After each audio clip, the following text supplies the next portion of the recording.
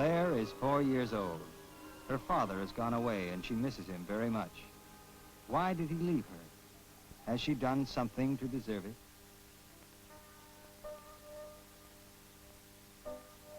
Of course, it was a necessary part of his job. He is a mining engineer. But a child does not reason. She only feels, and the separation itself is damaging. She is insecure.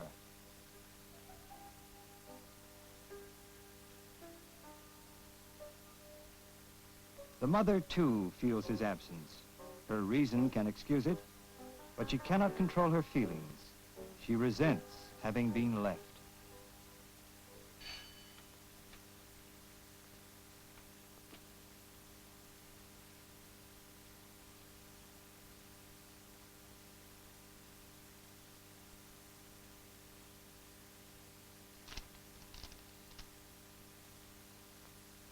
Needing reassurance, the mother's first impulse is to comfort herself. My darling wife, how I miss you these long, lonely days. This country reminds me. The child feels neglected and alone.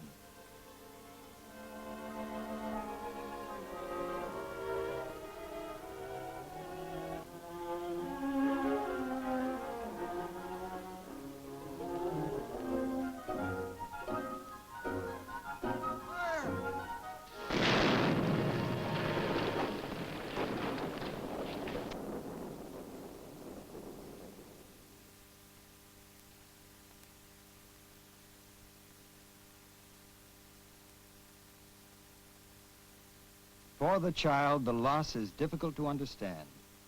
She feels as though she is being deserted.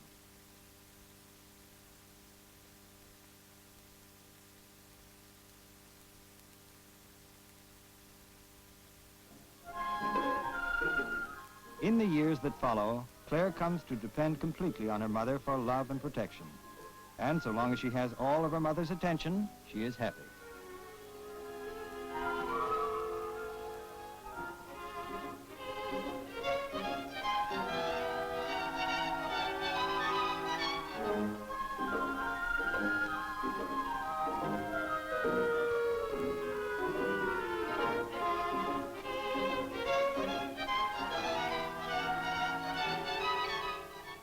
But her mother has her own needs for affection and support.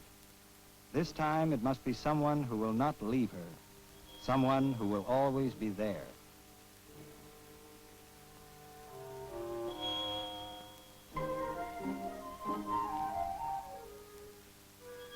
Claire resents any intrusion. It is frightening to think of losing any part of her mother's love.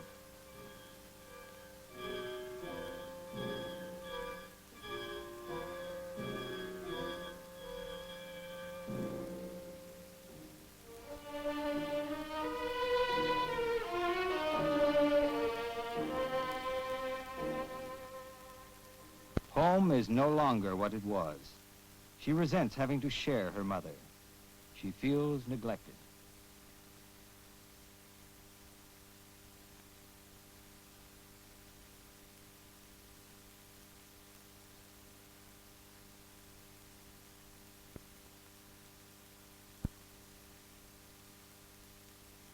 Hungry for affection, she tries to gain satisfaction through eating. Food becomes very important to her when she is unhappy.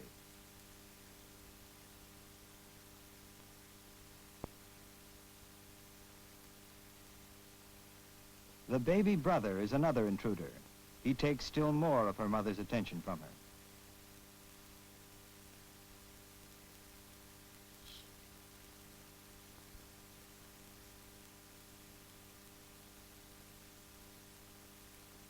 She expresses her resentment openly, as children generally do, giving obvious clues to their needs.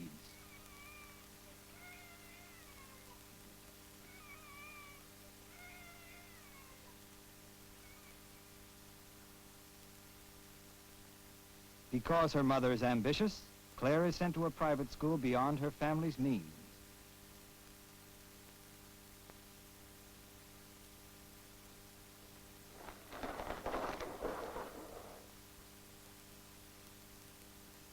Because her schoolmates have things she hasn't, her confidence is further shaken.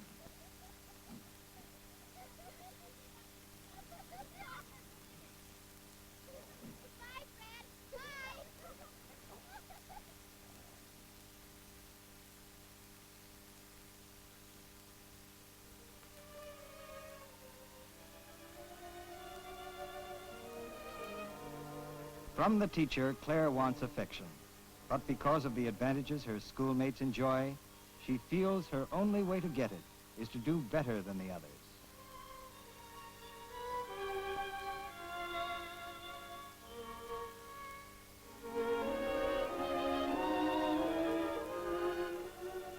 Knowing the answers brings her respect and admiration.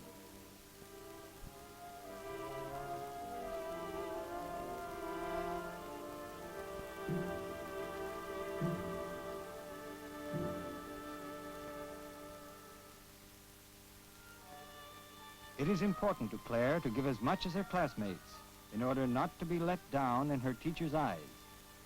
But her parents don't understand.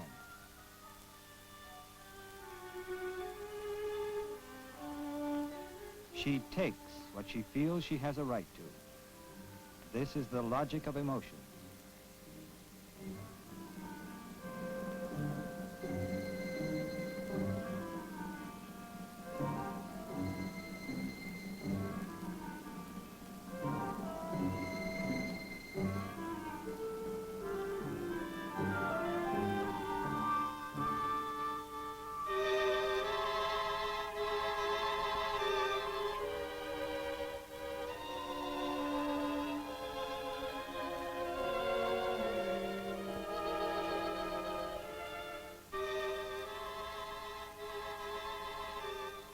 One more attempt. She will give some of the cake she liked so much to her teacher.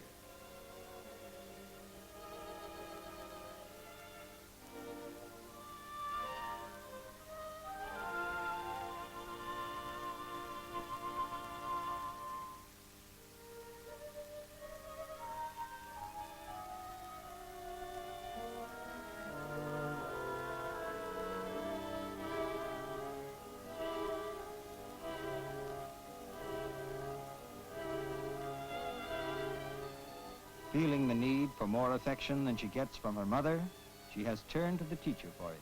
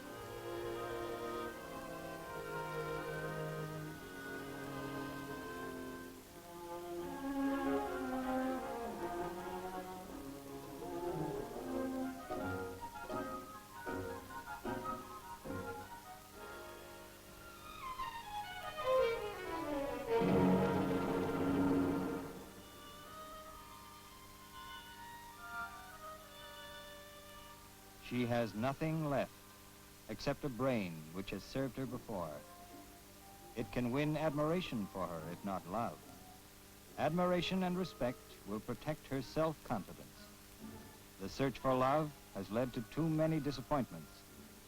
She will be smarter and therefore better than others. This is a turning point in Clare's life.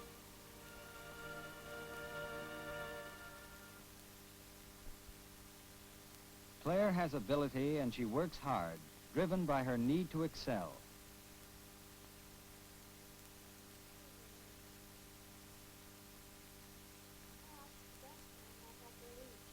Don't forget we're vulnerable.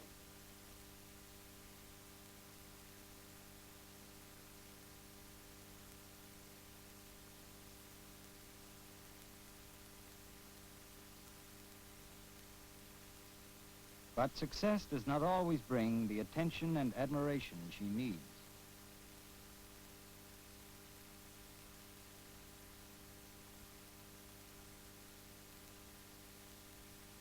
Her mother too often seems to take the credit. Claire feels cheated.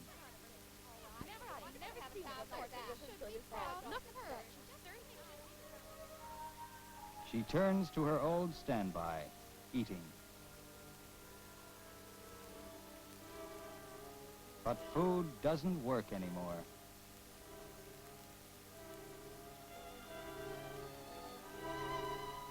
Claire has found new ways of getting satisfaction. She is growing up.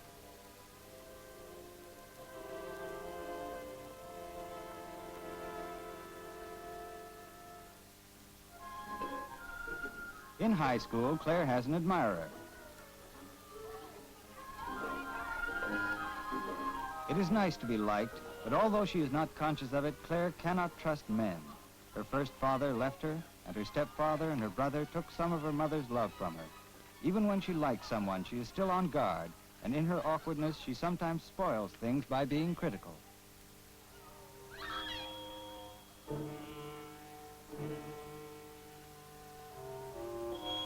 But Claire wants to be friendly, and she likes his company. I'll phone you later on. Don't forget.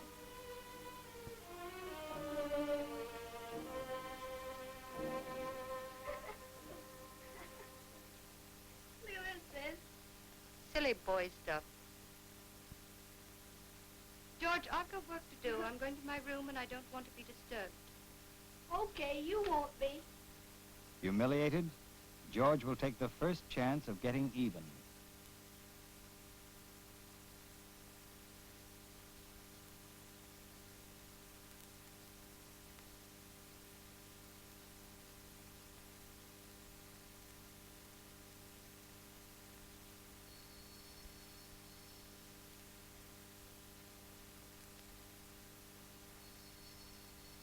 Claire has forgotten the promised call.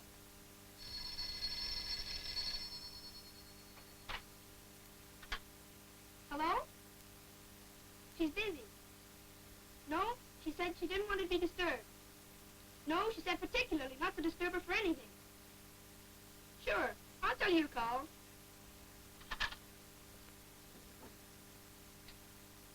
Sometime, maybe.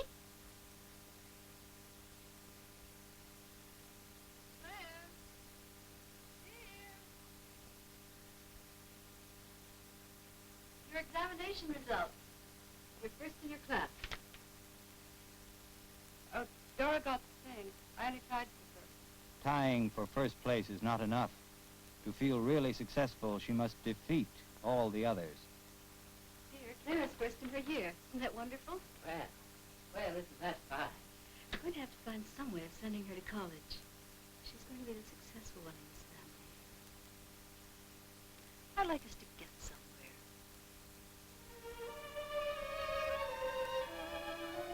Her parents admire her success, but see it chiefly as their own, the success of their child.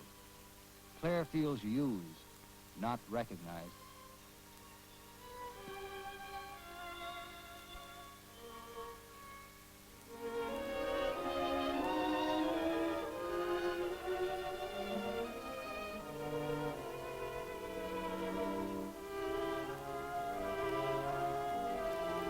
Claire's successes bring back her mother's own adolescent dreams.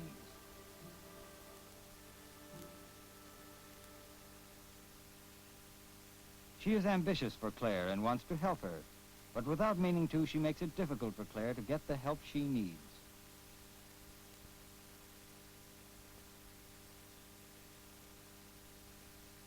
Claire does not dare to compete with her mother, since for her to compete is to destroy. It is better to give up. I'll show them. I won't finish the play. I'll write a novel.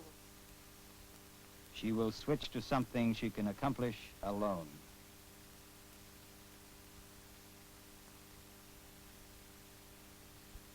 George is not used to facing his problems alone. Oh, Ma, I can't do it. His mother, anxious to protect him, sees to it that there is always someone to help him out. Claire will help you, dear. She's very clever, and you'll go to school with all the right answers. This solution will not help him to cope with the difficulties we all must face and learn to handle. All right, George, after supper. Supper. I'd forgotten, and here's your father.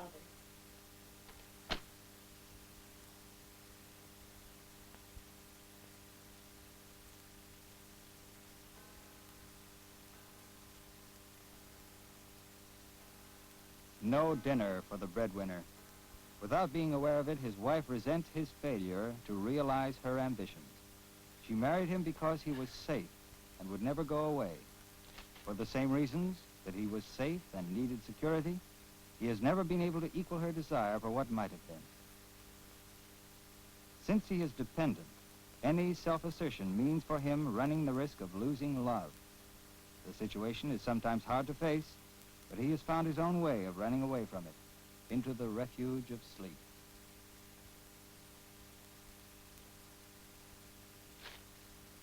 Claire works hard for her successes, but they give her little real satisfaction since they are gained at the expense of others. She has to excel, to beat everyone. Success is necessary to her, but it does not make her happy. It bars her from warm, friendly relations.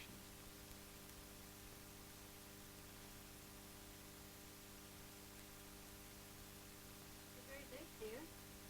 Good morning, dear. I know how much you like to sleep. What would you like for breakfast? Never mind, dear, I'll do it. I'm afraid to get it for you. I never know what you want.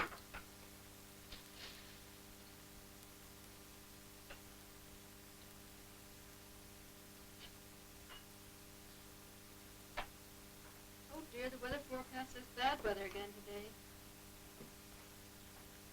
2 people seriously hurt on Pine Avenue by hit-and-run driver. Jaywalker knocked down by truck in rush hour traffic. People just aren't careful. That's how things like that happen. Do be careful, dear. He didn't kiss me again. He doesn't seem interested in me anymore. I must forgive him all.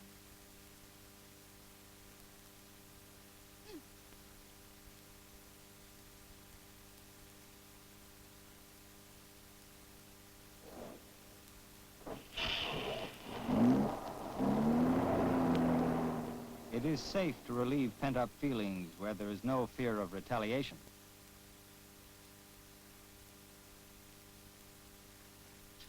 Lessons already, dear? No, Claire didn't help me. Oh, George, I forgot. I'm so sorry. Let's do them now. No, you'd both be late. Putting things off and forgetting are common signs of unconscious hostility, and Claire feels guilty. And George, who failed to remind her, runs away from his difficulties.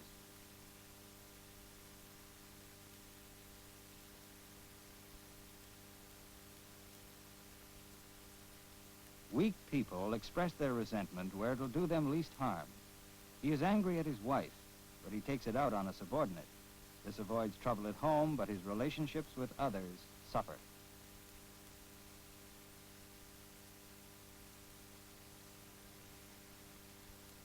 George cannot face the results of his neglect. Running away will only make matters worse, but being spoiled, he can only decide the matter of the moment and take the easy way out.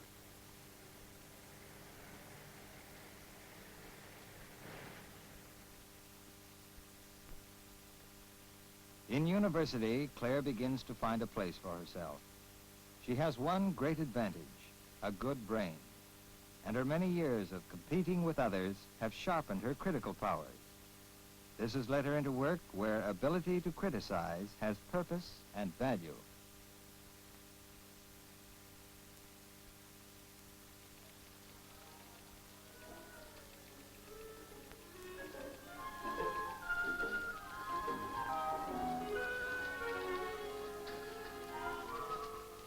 She has been fortunate in finding someone who understands her, a wise teacher who recognizes her limitations as well as her endowments, who helps her and is happy over her successes without in turn using her or making the demands her mother made. Through her, Claire gained some understanding.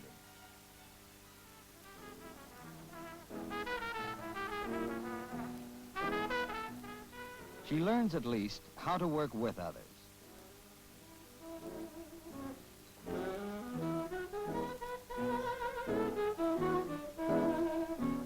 becomes able to criticize in a helpful way without needing to defeat other people in order to prove to herself that she is the best.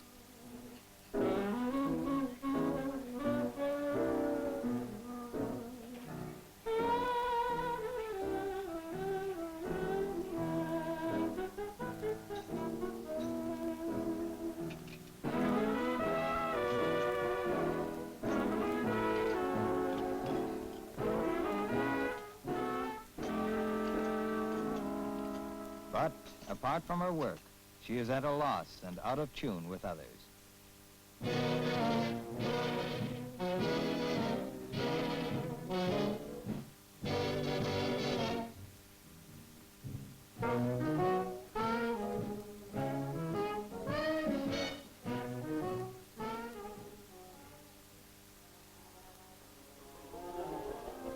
After college, Clare finds a job for which she is well suited.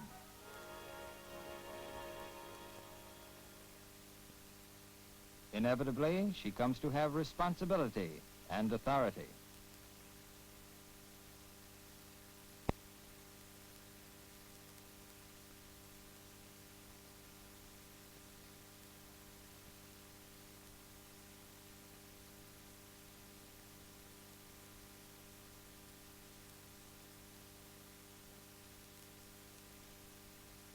This is the story of Clare.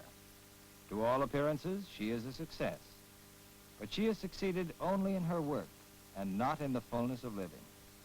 Her capacity for love is still impaired.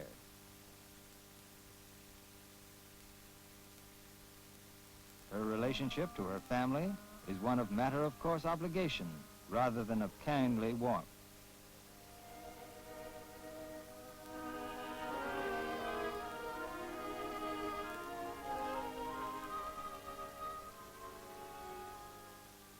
She is not unhappy, but neither is she happy.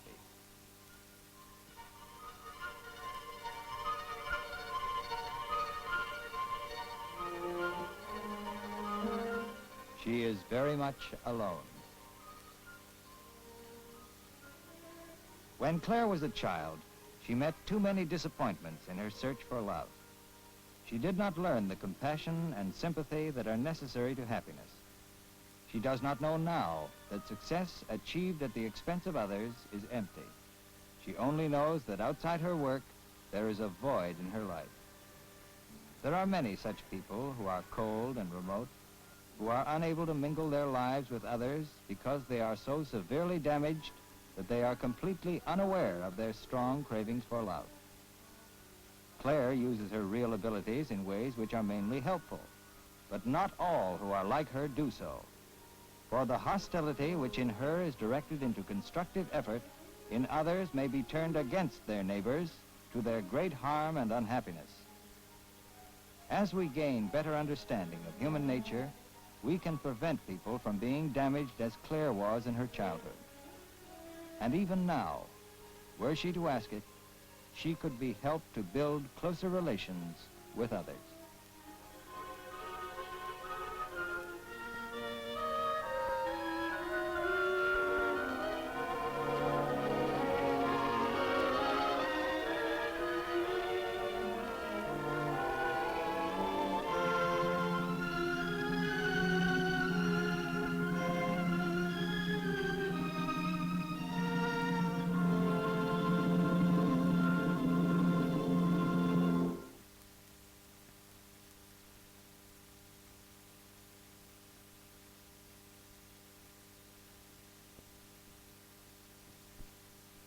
This film has shown the molding of a personality. What do you think of Clare as a person? Not very friendly, a little superior. You'd respect her because she's obviously able.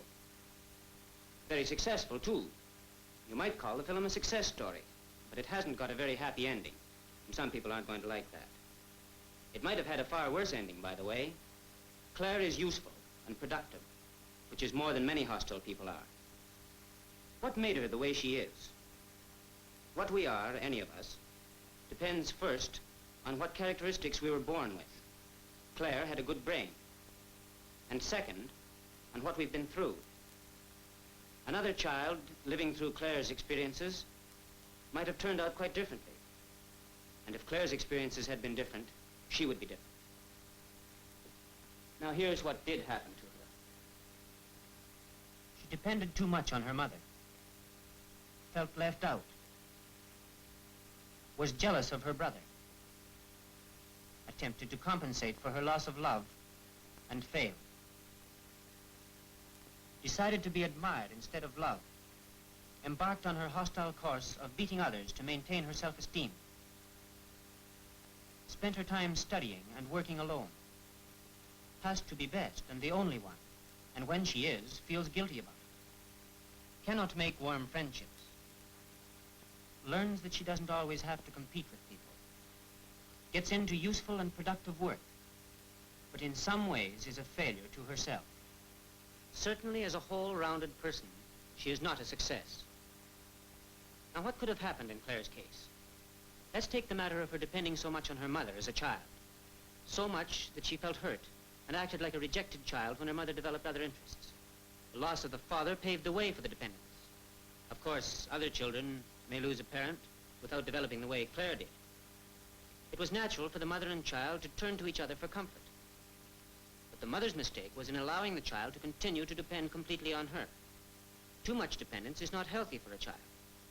Normal development is towards increasing dependence upon oneself and towards formation of other outside interests. Had the mother handled this situation differently, we might have had a different Claire. The film shows a good deal about Claire's family. No one develops by himself alone, but always in relation to those who are close to him. It took other factors, besides the major one of the father's death, to shape Claire's development.